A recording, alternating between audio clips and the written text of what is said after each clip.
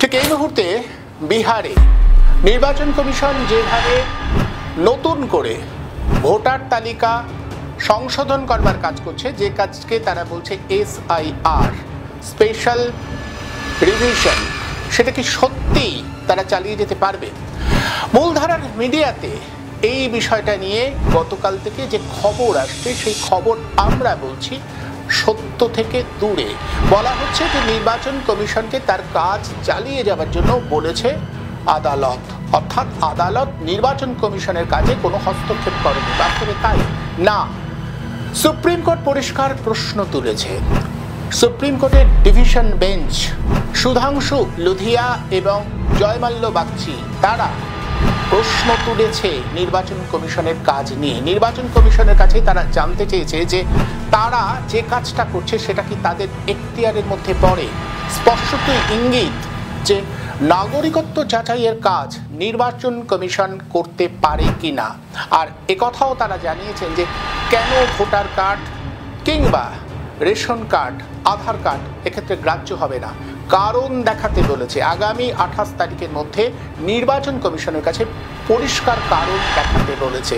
এবং এত কম সময়ের মধ্যে কেন নির্বাচন কমিশন এই বিষয়টা বিহারের ক্ষেত্রে প্রযোজ্য করতে চাইছে তা নিয়েও প্রশ্ন তুলেছে সুপ্রিম কোর্ট। সব মিলিয়ে সুপ্রিম কোর্টের প্রাথমিক যে পর্যবেক্ষণ, তাতে কিন্তু নির্বাচন কমিশন ধাক্কা খেয়েছে এই কথা বলা যায়। যদিও মূলধারার মিডিয়া এটাকে অন্যভাবে প্রচার করছে।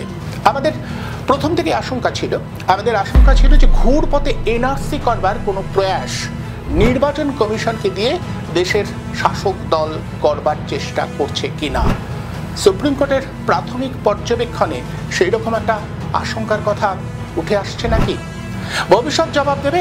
28 তারিখের পরে এই বিষয়টা নিয়ে আরও পরিষ্কার হবে। কিন্তু এখন যেভাবে নির্বাচন কমিশনকে প্রশ্নের মুখে ফেলল সুপ্রিম কোর্ট, তাতে কিন্তু এটা পরিষ্কার নির্বাচন কমিশনের কার্যকারিতা নিয়ে যে প্রশ্ন সর্বত্র উঠতে শুরু করেছে, সেই সন্দেহের জায়গাটা সুপ্রিম কোর্ট আপাতত স্বীকৃতি দিল। এটা মানতেই হবে। যে যাই বলুক, তথাকথিত মূলধারার মিডিয়া যেভাবে খবর সম্প্রচার করুক না কেন, নির্বাচন কমিশন যে তার নিরপেক্ষতা হারাচ্ছে তা নিয়ে একটা সংশয় বা সন্দেহ যে সুপ্রিম কোর্টের মধ্যেও রয়েছে, সুপ্রিম কোর্টের এই প্রাথমিক পর্যবেক্ষণে সে কথা পরিষ্কার। আচ্ছা, এই পর্যন্তই। 24 আওয়ার্স টিভির ফেসবুক এবং ইউটিউব আপনারা সাবস্ক্রাইব করবেন এবং শেয়ার করবেন, সর্বত্র ছড়িয়ে দিন। আমরা এই ধরনের ব্যতিক্রমী বক্তব্য রেখে আমাদের ভিডিও আপনাদের দিতে থাকবো।